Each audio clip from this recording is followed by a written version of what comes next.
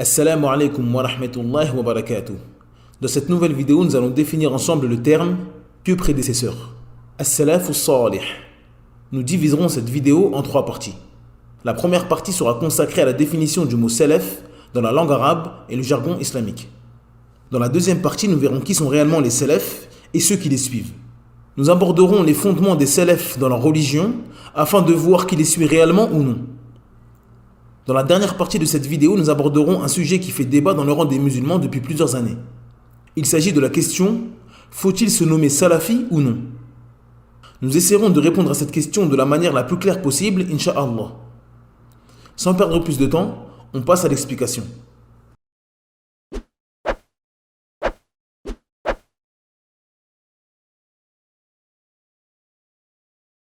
Bismillahirrahmanirrahim. Alhamdulillahi Rabbil Alamin.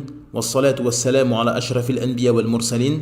Nabiyyina Muhammadin wa ala alihi wa sahbihi wa man wala ila yawmiddin. Amma ba'd. La définition du mot salaf dans la langue arabe. L'origine du mot salaf vient des trois lettres sin, lam, fa, qui forment le verbe salafa, qui signifie précéder. Quant au mot salaf, il s'agit d'une génération qui nous a précédés et devancés dans le temps. La définition du mot salaf dans le jargon islamique. Il s'agit des meilleures générations de cette communauté. Le commencement de cette communauté est son exemple, car ils sont les plus proches du prophète sallallahu alayhi wa sallam et de la révélation. Les autres noms des salafs. Les savants nomment les salafs de plusieurs manières différentes. Parmi elles, il y a Ahlus Sunnah wal Jama'a, qui signifie les gens de la Sunna et du groupe. Ou encore Al-Jama'a, qui signifie le groupe. Ou Ahl al-Hadith, les gens du Hadith. Ou encore Al-Firqatun Najiyah, le groupe sauvé. Qui sont réellement les salafs et ceux qui les suivent? Il est primordial de comprendre qu'il ne suffit pas d'être né dans les 3 premiers siècles de l'Hégire pour être considéré comme salaf. Il y a eu au cours de ces 3 premiers siècles des innovateurs et des gens de la passion. Il n'est donc pas correct de considérer ces gens parmi nos salafs.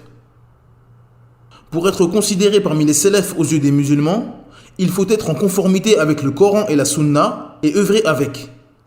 Et être sur la même voie que les compagnons du prophète Mohammed sallallahu alayhi wa sallam et bien sûr faire partie des 3 premiers siècles.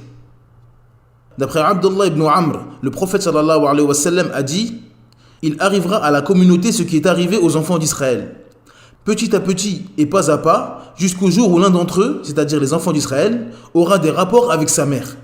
Il y aura des gens de ma communauté pour faire de même. Certes, les enfants d'Israël se sont divisés en 72 branches, et ma communauté se divisera en 73 branches, tous au feu sauf une. Les compagnons ont demandé: laquelle, ô messager d'Allah? Il répondit: ce sur quoi je suis, ainsi que mes compagnons. L'imam As-Safarini rahimahullah a dit: ce qui est voulu par la voie des salafs et ce sur quoi les compagnons étaient, les tabirines qui les ont suivis de la meilleure des façons, ainsi que leurs élèves connus comme étant des imams qui ont servi cette religion. Pas ceux qui ont été jugés innovateurs ou nommés par des noms négatifs tels que les Khawarij, les Rawafid, les Qadariyya, les Murji'a, les Jabriyya, les Jahmiyya, les Mu'tazila ou autres. Fin de citation. Tous ces groupes feront l'objet de vidéos dans le futur, incha'Allah. Les fondements des pieux prédécesseurs dans leur religion. La religion des pieux prédécesseurs tient sur 3 principes fondamentaux. Celui qui accomplit ces 3 principes n'aura pas de défaillance dans sa religion. Le premier principe est la sincérité dans la religion d'Allah Azza wa Jal. Le deuxième consiste à suivre la jama'a et l'obéissance au gouverneur. La troisième est de mettre en garde l'innovation religieuse et les innovateurs. Al-Irbad ibn Sariya radiyallahu anhu a dit: le prophète s'est levé au milieu de nous et nous a sermonné avec un sermon qui fit frémir nos cœurs et pleurer nos yeux. On dit au prophète: ô messager d'Allah, tu nous as sermonné avec un sermon qui fait penser au sermon de celui qui va nous quitter. Sermonne-nous une nouvelle fois. Le prophète dit: ayez la crainte d'Allah, écoutez et obéissez au gouverneur, même s'il s'agit d'un esclave éthiopien. Vous verrez après moi beaucoup de divergences. Cramponnez-vous à ma sunna et celle des califes bien guidés. Mordez-y avec vos molaires. Et prenez garde aux choses nouvelles dans la religion, car toute innovation est un égarement. Les suiveurs de la voie des salafs. Comme nous l'avons dit précédemment, le suivi des salafs est la voie qu'il est obligatoire de suivre pour le musulman. Il s'agit d'un ordre d'Allah Azza wa Jal et de son messager. Le musulman doué de raison est celui qui met tout en œuvre pour être sur cette voie. La voie du livre d'Allah, la sunna du prophète sallallahu alayhi wa sallam et de ses compagnons, ainsi que leurs élèves et les imams des musulmans qui sont venus après eux, tels que Sufyan al-Thawri, al-Awza'i, Malik ibn Anas, Shafi'i, Ahmed ibn Hanbal, Abu Ubaid al-Qasim et bien d'autres. La divergence entre les salafs. Il est important de savoir qu'il y a eu des divergences entre les compagnons du prophète sallallahu alayhi wa sallam dans beaucoup de sujets dans la jurisprudence. Les ablutions, le jeûne, la zakat, etc., etc. Quant à ce qui concerne la croyance, il n'y a eu aucune divergence chez les compagnons du prophète sallallahu alayhi wa sallam. Il est primordial d'avoir en tête que les compagnons du prophète sallallahu alayhi wa sallam avaient tous la même croyance et qu'aucun d'entre eux avait une croyance déviante ou un égarement. Ils étaient tous sur la voie de leur prophète Mohammed sallallahu alayhi wa sallam concernant la croyance.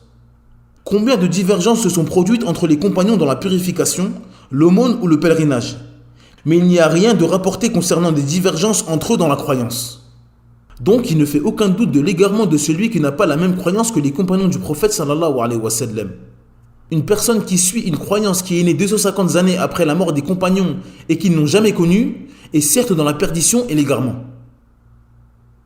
Pour plus de détails, je vous invite à regarder les vidéos sur les compagnons du prophète sallallahu alayhi wa sallam et la croyance. Les liens sont dans la barre de description. Faut-il se nommer salafi? Avant de répondre à cette question, il y a une règle religieuse que vous devez absolument avoir en tête. Al-ibratu bil haqa'iqi wal ma'ani, la bil alfadhi wal mabani. Ce qui est pris en considération sont les faits, les sens et la réalité d'une chose, et non les noms, les appellations et ses apparences. Exemple, si nous appelons de l'alcool eau de vie, cet alcool ne deviendra pas licite par le simple fait que nous l'ayons appelé eau. Tant que la réalité de la chose, c'est-à-dire l'alcool, est illicite, peu importe comment on l'appelle, son caractère illicite ne changera pas. Et inversement, si on prend une chose licite en islam et qu'on change son appellation par une chose illicite, son caractère licite ne changera pas. Car nous prenons en considération le sens et la réalité de la chose, et non son appellation. Cette parenthèse étant fermée, il faut absolument avoir en tête que ceux qui renient l'appellation salafi se divisent en deux catégories. La première catégorie est ceux qui renient la méthodologie des salafs. Ils disent « Notre méthodologie est le suivi du Coran et de la Sunna uniquement ». Ces gens-là prétendent suivre le Coran et la Sunna et disent qu'ils n'ont besoin de rien d'autre. Donc, la cause de la divergence entre eux et nous est dans le fait d'affirmer qu'il y a une troisième chose avec le Coran et la Sunna. Il faut donc leur prouver que le Coran et la Sunna nous ordonnent de suivre la voie des compagnons, leur méthodologie et leurs croyances. Il faut donc leur citer le hadith de Abdullah ibn Amr que nous avons cité précédemment. Le prophète sallallahu alayhi wa sallam dit « Certes, les enfants d'Israël se sont divisés en 72 branches, et ma communauté se divisera en 73 branches. Tous au feu sauf une branche. Les compagnons ont demandé « Laquelle au messager d'Allah ?» Il répondit « Ce sur quoi je suis ainsi que mes compagnons. » Dans ce hadith authentique sans l'ombre d'un doute, le prophète sallallahu alayhi wa sallam nous informe que sa communauté se divisera en 73 groupes et que 72 entreront en enfer. Ce groupe qui sera préservé de l'entrée en enfer est celui qui sera sur le Coran, la Sunna et la voie des salafs, c'est-à-dire les compagnons du prophète Mohammed sallallahu alayhi wa sallam.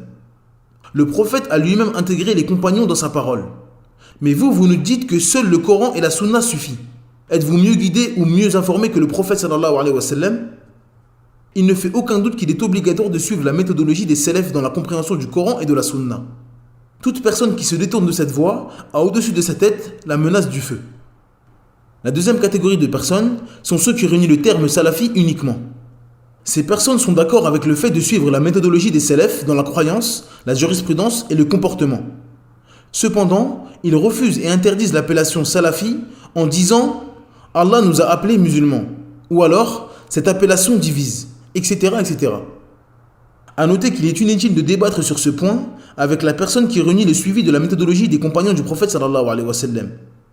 Il faut d'abord lui enlever son ambiguïté concernant l'obligation de suivre la méthodologie des salafs, avant de pouvoir débattre avec lui sur l'appellation salafi. Nous disons premièrement à ce frère qui suit la méthodologie des salafs, les savants disent « La mushaha fil istilah » pas de polémique dans la terminologie. Ce qui est voulu par cette règle est que parfois les savants donnent des noms différents à une seule et même chose. Il n'y a pas à se disputer sur ces appellations si le sens est le même. Donc, si une personne suit la méthodologie des salafs et se nomme muslim, sunni, salafi, athari ou autre, il n'y a pas à se disputer sur le nom si la méthodologie est la même. Deuxièmement, nous disons à ce frère qui souhaite s'appeler musulman et non salafi, le prophète nous a informé qu'il y a 73 sectes qui s'affilient à l'islam. Est-ce que tu en connais une seule qui dit « Nous ne sommes pas musulmans et nous ne suivons pas le Coran et la Sunna » Tu as donc la même parole que ces 72 sectes. Mais nous ne voulons pas avoir la même parole qu'eux. Les gens qui suivent la méthodologie des compagnons ont toujours voulu se différencier des gens des sectes. À l'époque des compagnons, il y avait les musulmans et les mécréants. Le terme musulman était suffisant pour distinguer les gens de la vérité et les gens du faux. Ensuite, des sectes sont apparues. Certaines personnes se sont mises à rendre mécréants et à insulter les compagnons du prophète sallallahu alayhi wa sallam et donc à ne plus suivre la sunna. Les gens du vrai ont voulu se différencier de ces égarés. Ils se sont donc qualifiés de sunnis, c'est-à-dire qui suivent la sunna contrairement à eux. Car si on demande à ces égarés « Êtes-vous musulmans ?» ils vont certainement répondre oui. Donc, se dire musulman uniquement n'est plus suffisant. Ils se sont qualifiés comme étant des musulmans suivant le Coran et la sunna, sunnis. Par la suite, d'autres sectes ont vu le jour. Elles se revendiquent toutes comme suivant le Coran et la sunna. Cependant, ces sectes s'argumentent des textes du Coran et de la Sunna avec une méthodologie et une compréhension qui n'est pas celle des compagnons du prophète sallallahu alayhi wa sallam. Leur méthodologie est plutôt celle des philosophes et des gens de la passion. Ces sectes sont apparues car chacun d'entre eux a pris les textes en disant « Je comprends ce verset comme ça » ou « Je comprends ce hadith de cette manière » et ils ont délaissé la méthodologie et la compréhension des premiers musulmans.